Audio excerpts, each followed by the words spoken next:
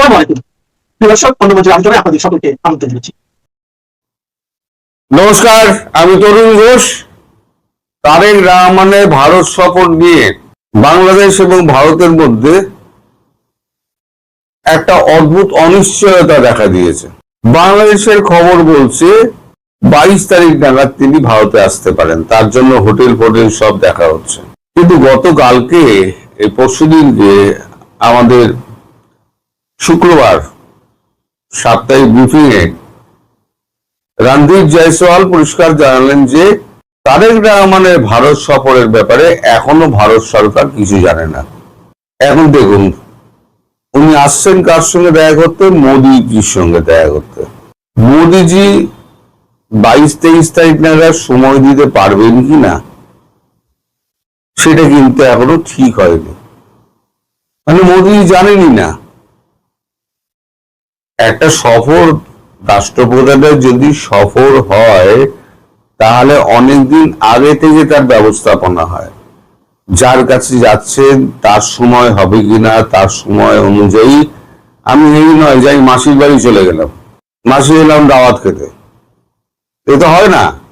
এখন এই যে 28 তারিখ নাগাদ আবার উনি বেরিয়ে যাবেন বিদেশ, উনি ফিরবেন 8 তারিখ 9 তারিখে ফিরেই তারপরে হচ্ছে ব্রিক্স আছে, ব্রিক্সের সম্মেলন নিয়ে তিনি ব্যস্ত হয়ে যাবেন। এই যে বাংলাদেশ বারবার ব্রিক্স ব্রিক্স ব্রিক্স ব্রিক্স করছে, ব্রিক্সের কিন্তু সদস্য বাংলাদেশ নয়, একটা ভুল বোঝাবুঝি হচ্ছে। ব্রিক্সের সদস্য কিন্তু 5টা দেশ। এই 5টা দেশের বাইরে যাদেরকে আমন্ত্রণ করা হচ্ছে তারা হচ্ছে বিভিন্ন অর্গানাইজেশন যেগুলো আছে আন্তর্জাতিক, সেই অর্গানাইজেশনের সভাপতিদের। তার মধ্যে বাংলাদেশের সভাপতি, বিমস্টেকের সভাপতি হচ্ছেন এবছর তারেক রহমান, মানে বাংলাদেশে। এখন সেই হিসেবে তাকে ডাকা হচ্ছে। তিনি ব্রিক্সের কেউ নন, কিন্তু ব্রিক্সে যাবেন না, ব্রিক্সে যাবেন না। ব্রিক্স হচ্ছে একটা মঞ্চ, সেই মঞ্চে সবাইকে ডাকা হচ্ছে। তার মানে আপনি ব্রিক্সের অংশ নয়, এটা একটা ভুল ভাবা হচ্ছে। তো যাই হোক, এখানে নাকি সব হোটেল তার জন্য দেখা হচ্ছে, সমস্ত কিছুই বাংলাদেশের মিডিয়ায় দেখানো হচ্ছে। অথচ কালকে আপনাদের উপরাষ্ট্র প্রতিমন্ত্রী শামা ওবায়েদ তিনি পরিষ্কার বলে দিলেন এখনো পর্যন্ত সিদ্ধান্ত হয়নি, আমরা ভাবনা চিন্তা করছি, হতেও পারে নাও হতে পারে। তাহলে এখনো পর্যন্ত এই যে দোলাচলটা রয়েছে, দোলাচলটা কিন্তু জিয়ে রেখে দিয়েছে কিন্তু বাংলাদেশ। তবে আমি বলেছি আমার বিশ্বাস তারেক রহমান আসবেন না। এর যে প্রশ্নের সম্মুখীন হবে সেই প্রশ্নগুলো তার পক্ষে খুব অস্বস্তিকর।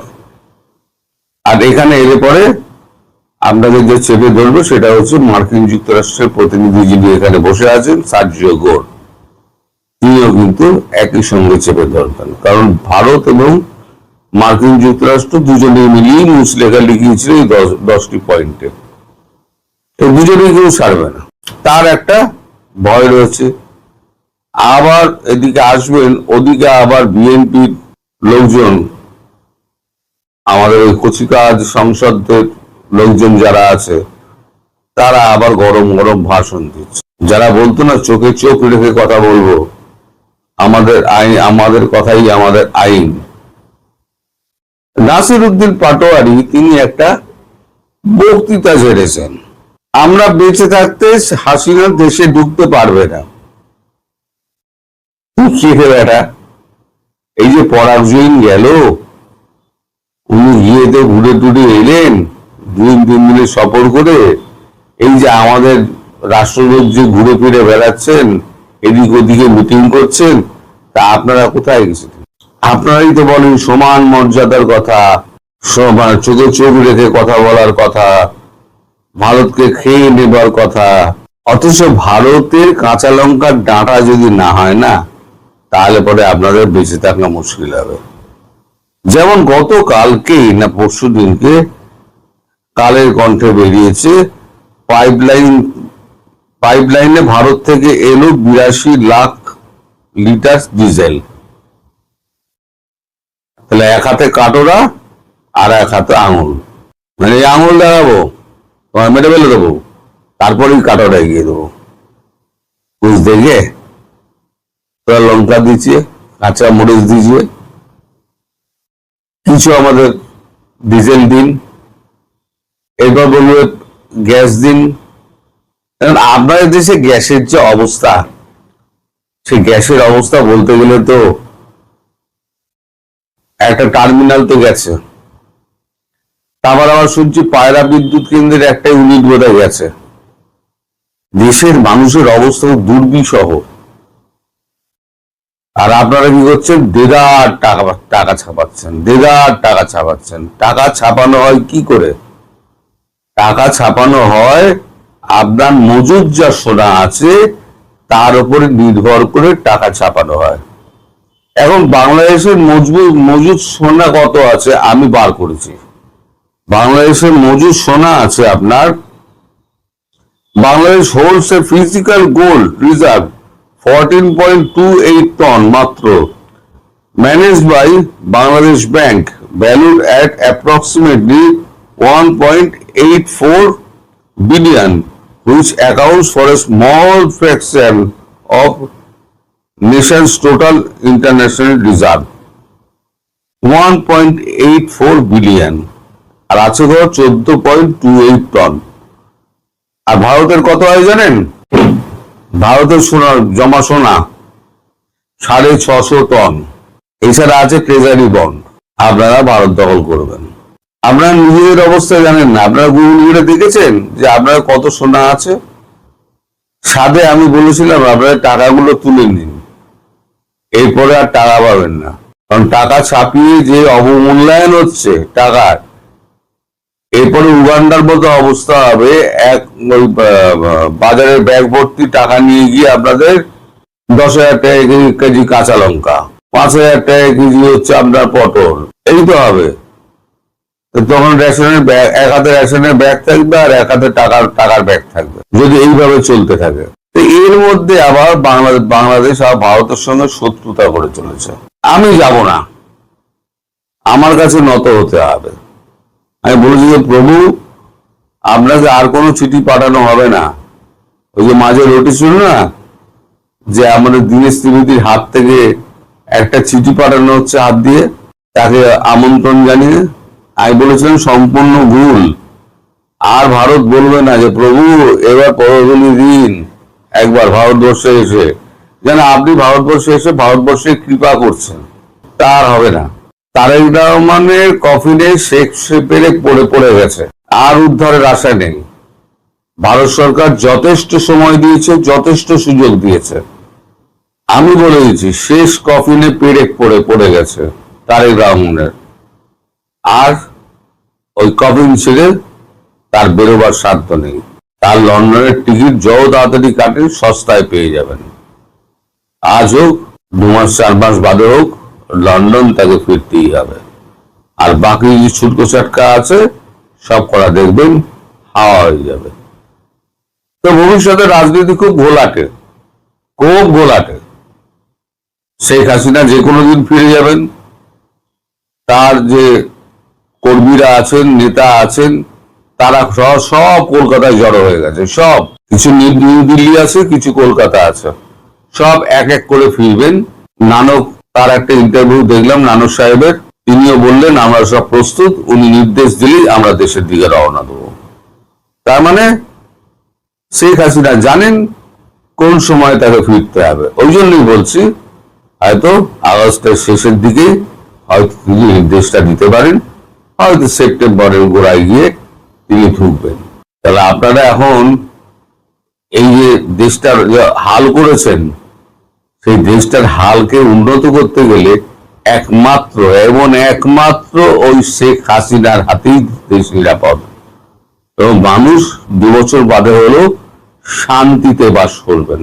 এবং সেক্ষেত্রে আন্তর্জাতিক দেশগুলো এবং ভারত বাংলাদেশকে প্রচুর অর্থ সাহায্য করবে এবং প্রচুর ইন্ডাস্ট্রি তৈরি হবে, যাতে বেকারত্ব ঘুচে মানুষের পেটে দুবেলা ভাত জোটে এবং একটা সুস্থ সামাজিক একটা ব্যবস্থা গড়ে ওঠে। তার জন্য তার জন্য একটু অপেক্ষা করুন, খুব শিগগিরই হয়ে যাবে সেটা। আপনারা অনেক কষ্ট করেছেন, আর কটা দিন কষ্ট করুন, এটাই আমার নিবেদন। সবাই ভালো থাকবেন, সুস্থ থাকবেন, সাবধানে থাকবেন। নমস্কার। আসসালামু আলাইকুম রহমতুল্লাহি ওয়া বারাকাতুহু। সম্মানিত দর্শক, বিএনপি সরকারের মধুচন্দ্রিমা বা হানিমুন পিরিয়ড এটি শেষ হয়ে গেছে, অর্থাৎ 6 মাস চলে গেছে। এই সময়ের মধ্যে বিএনপি সরকারের সফলতা আপনি কতটুকু দেখলেন, কিংবা সরকার নিজেদেরকে কতটুকু সফল বা ব্যর্থ মনে করল? অবস্থা দৃষ্টে মনে হচ্ছে যে সরকারের যে অহমিকা, সরকারের আত্মতুষ্টি এবং নিজেদের সফলতার ব্যাপারে তাদের যে উন্নাসিকতা, এটি অতীতের যে কোনো সময়ের যে কোনো সরকারের চাইতে অনেক অনেক বেশি। সরকার ঠিক বুঝতে পারছে না what is going on, Bangladesh আসলে কি হচ্ছে। সরকার অনুধাবন করতে পারছে না what should be going on, তাদের আসলে কি করা উচিত।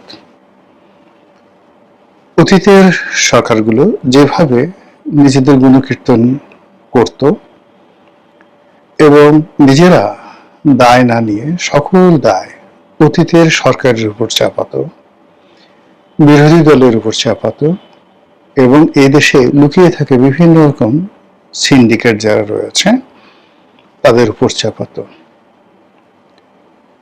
ঠিক একই কায়দায় বর্তমান সরকার অতীতের যে সকল রেকর্ড ছিল সেই রেকর্ডগুলোকে ত্রিমাত্রিক ওয়েতে আরো বড় সড়ো করে তারা নিজেদেরকে সাধ্য তেঁতুলের বেশি, নিজেদেরকে সফলতার এবং সততার বিমূর্ত প্রতীক, আর বর্তমান জমানার যত দুর্ভোগ দুর্দশা যত কিছু কুফল তার সবকিছুই হয় ইউনূস সরকারের, হয় শেখ হাসিনা সরকারের, অথবা ভারতের, অথবা ভূত প্রেত যাকে বলে রাক্ষস কোষের কারণে হচ্ছে, এরকম একটা ভাবসাব তাদের মধ্যে চলে এসেছে।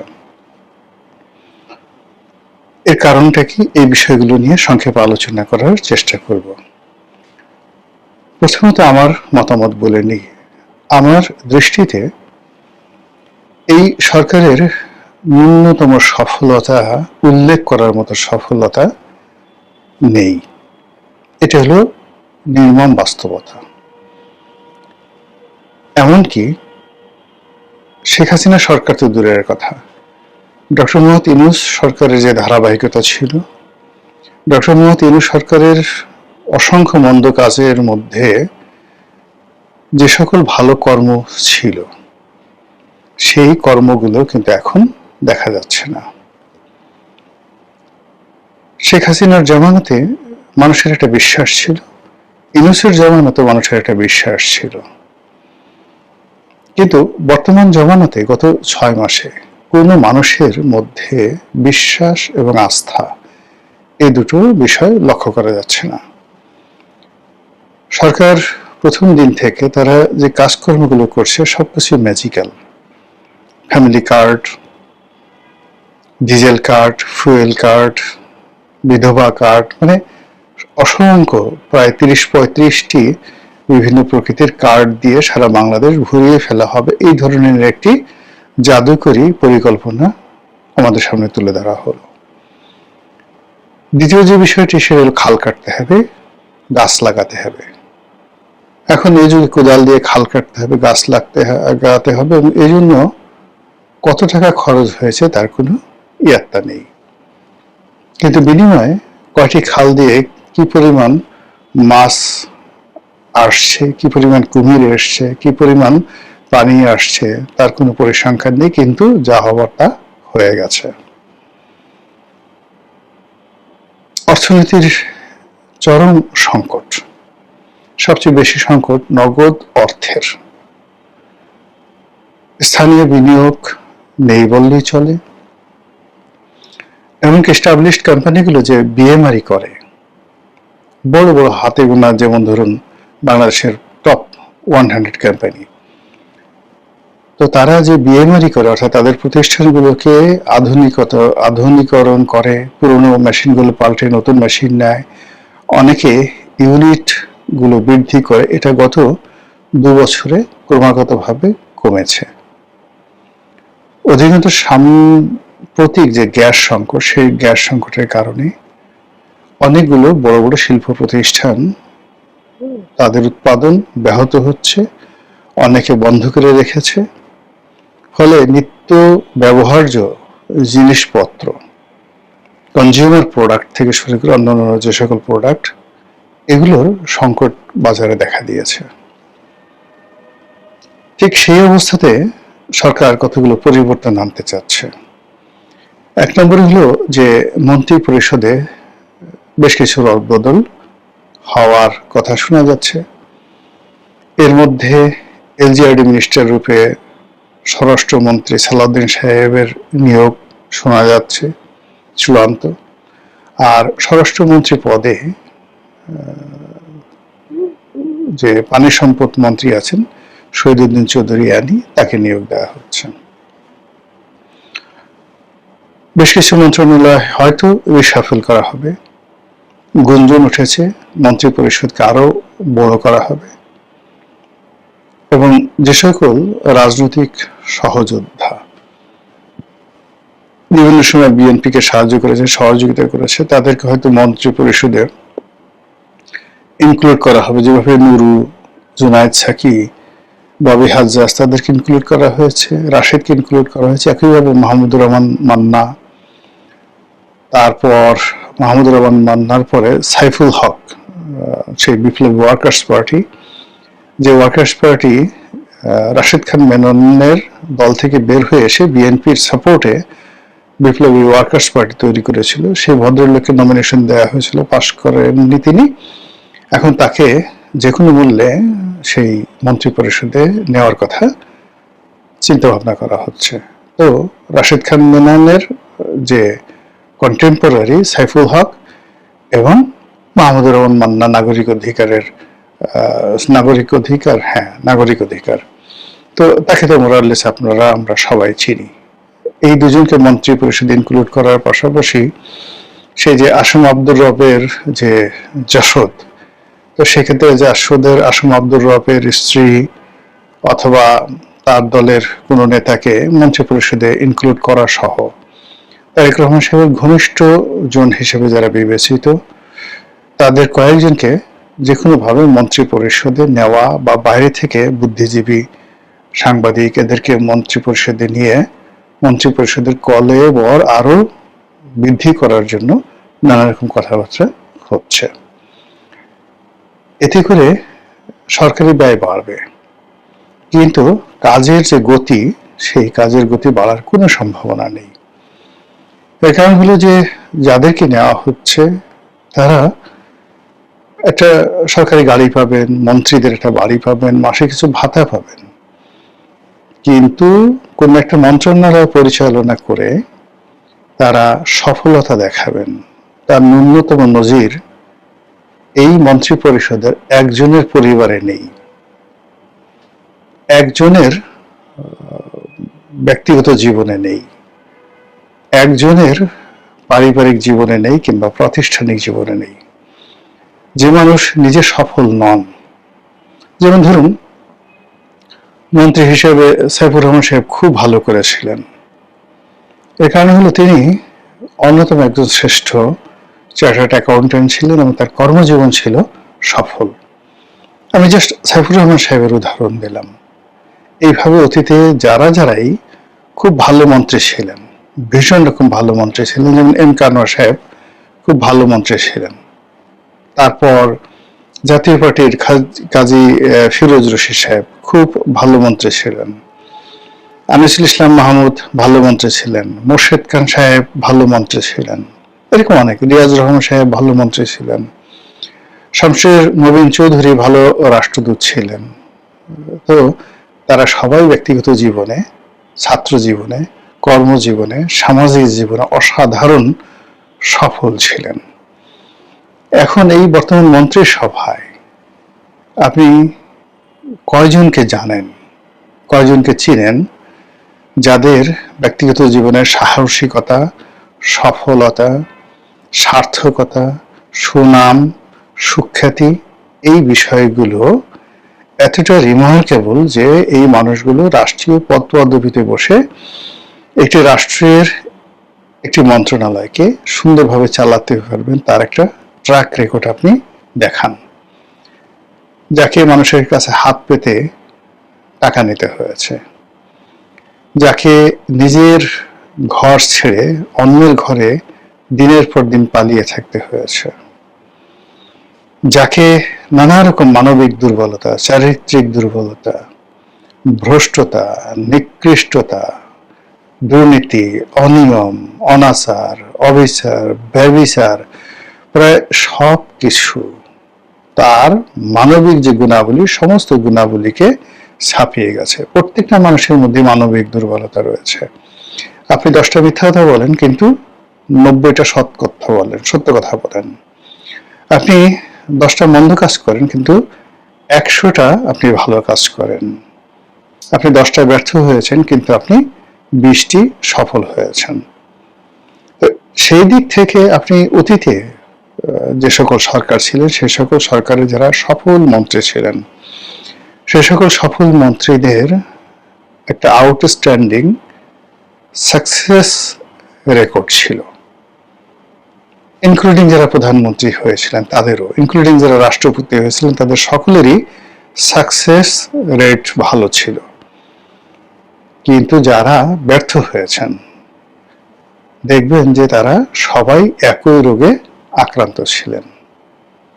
সেটা বঙ্গবন্ধুর ব্যর্থ লোকজন, মোশতাকের ব্যর্থ লোকজন, এরশাদের ব্যর্থ লোকজন, সব ব্যর্থতারই, মানে যারা অঙ্কের ফলাফল সঠিক করে তাদের উত্তর এক হয়। ফলে পৃথিবীর সকল সফল মানুষ, সার্থক মানুষ, বুদ্ধিমান মানুষ, জ্ঞানী মানুষ, অনুকরণীয় মানুষ অলমোস্ট সেম। যেভাবে বিল ক্লিন্টন সফল হয়েছেন, একেবারে হুবহু একইভাবে মাহাথির মোহাম্মদ সফল হয়েছেন। যেভাবে মাহাথির মোহাম্মদ সফল হয়েছেন, ওভাবেই দেং জিয়াওপিং সফল হয়েছেন। দেং জিয়াওপিং যেভাবে সফল হয়েছেন, একইভাবে সিঙ্গাপুরের লি কুয়ান সফল হয়েছেন। লি কুয়ান যেভাবে সফল হয়েছেন, একইভাবে গামাল আবদেল নাসের সফল হয়েছেন। আর যদি আপনি ব্যর্থতার কথা ধরেন, তাহলে পৃথিবীর হাজার হাজার ব্যর্থ মানুষ, অত্যাচারী মানুষ, পরাজিত মানুষ, উচ্ছেদকৃত মানুষ, নিন্দিত মানুষ, সবগুলো সেম ক্যারেক্টারিস্টিক্স, সেম পরিণতি, সেম কর্ম, সেম লেখাপড়া, সেম জিনিস। তার প্রেক্ষিতে আপনি এখন বর্তমান জমানাতে যারা মন্ত্রী আছেন, যারা এমপি হয়েছেন, তাদের মধ্যে এই রাষ্ট্রে পরিবর্তন করার জন্য, এই রাষ্ট্রকে সুপথে পরিচালনা করার জন্য আপনি কয়জনকে দেখতে পাচ্ছেন?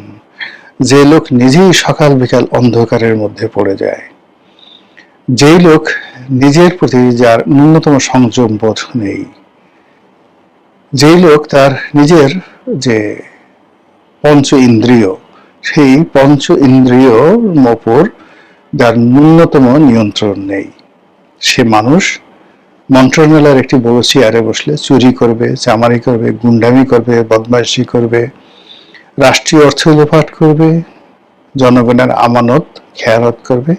এটাই স্বাভাবিক, এর বাইরে আর কোনো কিছু হবে না। যে ঘটনা মগধের রাজা বিম্বিসার কিংবা বিম্বিসারের পুত্র সেই অজাত শত্রুর ক্ষেত্রে ঘটেছে, ঠিক একই ঘটনা আইভান দ্য টেরিবলের জীবনে ঘটেছে। যে ঘটনা বিম্বিসারের জীবনে ঘটেছে, সেই একই ঘটনা সেই যে কমোডাস, কুখ্যাত রোমান সম্রাট কমোডাস এবং মার্কাস অর্লিয়াসের ক্ষেত্রে ঘটেছে। কমোডাসের ক্ষেত্রে যে ঘটনাটা ঘটেছে, রোমান সম্রাট নিরো এবং তার মা অ্যাগ্রিপ্পিনা, তাদের ক্ষেত্রে সেম ঘটনা ঘটেছে। কুসন্তান কখনো পিতামাতার নাম নেয় না, আর সুসন্তান সবসময় উঠতে বসতে পিতার নাম মাতার নাম নেওয়ার সঙ্গে সঙ্গে তস্রুষিক্ত হয়ে যায়। এটাই দুনিয়ার নিয়ম। তো সেই থেকে যেটা হচ্ছে যে আমাদের দেশে এখন যারা সরকার পরিচালনা করছে, তারা যা কিছুই করছেন এটার একটা পরিণতি আছে। সেই পরিণতি আমরা কি দেখতে পাচ্ছি? আচ্ছা বলেন তো, আইন শৃঙ্খলার কেন উন্নতি হলো না? কেন মব এখন পর্যন্ত বন্ধ হলো না? চাঁদাবাজি, অন্যায়, অবিচার, এগুলো কোনো সুরাহা কেন হচ্ছে না? কেন মানুষ সেই বুক ফুলিয়ে সমাজে চলতে পারছে না? ক্ষণে ক্ষণে কেন দীর্ঘশ্বাস শুরু হয়েছে? বাংলার যে মধ্যবিত্ত সমাজ, সেটি কেন শেষ হয়ে যাচ্ছে? নিত্য নতুন কোটিপতি কেন অর্থনীতিতে যুক্ত হচ্ছে, আর লক্ষ লক্ষ মানুষ দৈনিক প্রান্তিক জনগোষ্ঠীতে পরিণত হচ্ছে? কেন মানুষ ইজ্জত বিক্রির জন্য পাগল হয়ে গেছে? কেন মানুষ শেষ সম্বল বিক্রির জন্য দাঁড়ে দাঁড়ে ঘুরছে? কেন মানুষ আশ্রয়হীন হয়ে পড়েছে? এই বিষয়গুলোর সুরাহা করতে হবে। ক্ষমতাকে কেন্দ্র করে তালি দেওয়া, ক্ষমতাকে কেন্দ্র করে সেই সুমিষ্ট ভাষণ, এবং ক্ষমতার কেন্দ্রে বসে সেই হাজার বছর ধরে ক্ষমতাধর ব্যক্তিরা যে সকল কথাবার্তা শুনে আসছে, সেই কথা শোনার যে অভিপ্রায়, এটির মধ্যে কোনো রকম সততা নেই, কোনো রকম সফলতা নেই, সার্থকতা নেই। একটা জিনিস লক্ষ্য করছেন যে হাতে গোনা অল্প কয়েকজন মানুষ আমাদের এই সমাজে আকার ইঙ্গিতে সরকারের একটু সমালোচনা করার চেষ্টা করছে, আর আকার ইঙ্গিতে হয়তো সরকারের যারা প্রতিপক্ষ তাদেরকে প্রশংসা করার চেষ্টা করছে। কিন্তু আমাদের এই সমাজে যে চিরায়ত একটা ভাইব্রেন্ট সামাজিক অবস্থান ছিল, সত্যকে সত্য বলার, মিথ্যাকে মিথ্যা বলার, শাসকের সামনে দাঁড়িয়ে সত্য কথা উচ্চারণ করার এবং রাষ্ট্রশক্তিকে চ্যালেঞ্জ করার। আমরা যে এরশাদকে স্বৈরাচারী বলি, সেই এরশাদ যে সিদ্ধান্ত নিল যে বাংলাদেশের হাইকোর্টগুলো ভাগ হয়ে যাবে এবং হাইকোর্টের বেঞ্চগুলো আমাদের যে বিভাগীয় শহরগুলো আছে সেখানে স্থাপিত হবে, যেন বিভাগীয় মামলাগুলো ঢাকাতে আনতে না হয় এবং ঢাকার উপর চাপ কম পড়ে। একটি যুগান্তকারী সিদ্ধান্ত। কিন্তু হাইকোর্ট বেঁকে বসলো, হাইকোর্ট বেঁকে বসে এরশাদের বিরুদ্ধে রায় দিয়ে বসলো এবং সেই রায় এরশাদ মানতে বাধ্য হলো। একই ঘটনার যদি 100%1 শেখ হাসিনার জামানায় ঘটানো হতো, একেবারে যারা এই ধরনের ঘটনার উদ্যোক্তা সবাই টেংলি ভেঙে দেওয়া হতো। আর এখন তো টেংলি ভাঙা তো দূরের কথা, এখন এই ধরনের কথা কল্পনাই করতে পারবে না, ঘুমের মধ্যে কেউ কল্পনা করতে পারবে না। চারিদিকে শুধুমাত্র ভয়ের যে রাজত্ব, সেই ভয়ের রাজত্বের মধ্যে বিএনপির কে মহাসচিব হলেন, কে প্রেসিডেন্ট মেম্বার হলেন, কে স্বরাষ্ট্রমন্ত্রী হলেন, কে এলজিআরডি মন্ত্রী হলেন, কয়জন মন্ত্রী হলেন, কয়জন বাদ গেলেন, এ সকল বিষয় নিয়ে যদি জনগণের আগ্রহ না থাকে, উৎসাহ না থাকে, উদ্দীপনা না থাকে, অংশগ্রহণ না থাকে, তাহলে ধরে নিতে হবে সরকার একটা প্যারালাইজড সরকারে পরিণত হয়েছে। সরকারের সঙ্গে জনগণের একটি আত্মিক সম্পর্ক থাকবে। একটি শরীরের যে অঙ্গ প্রত্যঙ্গ, সেই অঙ্গ প্রত্যঙ্গের মধ্যে যদি রক্ত সঞ্চালন স্বাভাবিক না হয়, তাহলে যে অঙ্গ প্রত্যঙ্গটির সঙ্গে রক্ত সঞ্চালনের যে স্বাভাবিক যোগসূত্র না থাকে, সেই অঙ্গটি প্যারালাইজড হয়ে যায়, ধীরে ধীরে শুকিয়ে যায়। সরকারের সাথেও জনগণের, সংবাদপত্রের, তারপর দেশি বিদেশি বিভিন্ন সাহায্যকারী বন্ধুর সকলের একটা সম্পর্ক থাকতে হবে এবং সেই সম্পর্কগুলো টনটন করে বাজবে। সবসময় সরকারের কথা শুনবে না, বিদ্রোহ করবে, বিপ্লব করবে, গালাগালি করবে, সুর গলবে, চিৎকার করবে, সরকারের সাথে বসবে, সরকার পাগল হয়ে যাবে জনগণকে খুশি করার জন্য, রাজি করার জন্য। কিন্তু গত 6 মাসে একটা সিঙ্গেল নো এক্সপেকটেশন, যখন মানুষ আপনার কাছে কোনো কিছু আশা করবে না, চিৎকার করবে না, আপনার ব্যাপারে কোনো কিছু বলবে না, আপনাকে সবাই খরচের খাতায় ফেলে দিয়েছে, এটি হলো স্বাভাবিক। একদম আপনার কাছে না, এর কাছে দিতে পারবে না, এর কাছে চাওয়াটা ঠিক হবে না, দেবে না, এর সাথে আমার কোনো সম্পর্ক নেই, তখনই মানুষ বিমুখ হয়ে যায়, মানুষ মুখ ফিরিয়ে নেয়।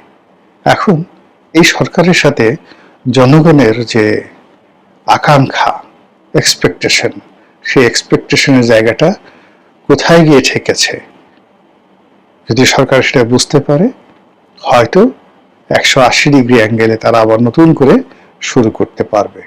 কিন্তু যে ধারায় তারা গত 6 মাস ধরে চালিয়ে আসছে, সেই ধারা যদি অব্যাহত থাকে, জনগণের সঙ্গে, রাষ্ট্রের সঙ্গে, রাষ্ট্রযন্ত্রের সঙ্গে, দেশের সঙ্গে তাদের দূরত্ব বাড়তেই থাকবে। মহান আল্লাহ আমাদের সবাইকে হেদায়েত দান করুন এবং হেফাজত করুন। আসসালামু আলাইকুম ওয়া রাহমাতুল্লাহি ওয়া বারাকাতুহু।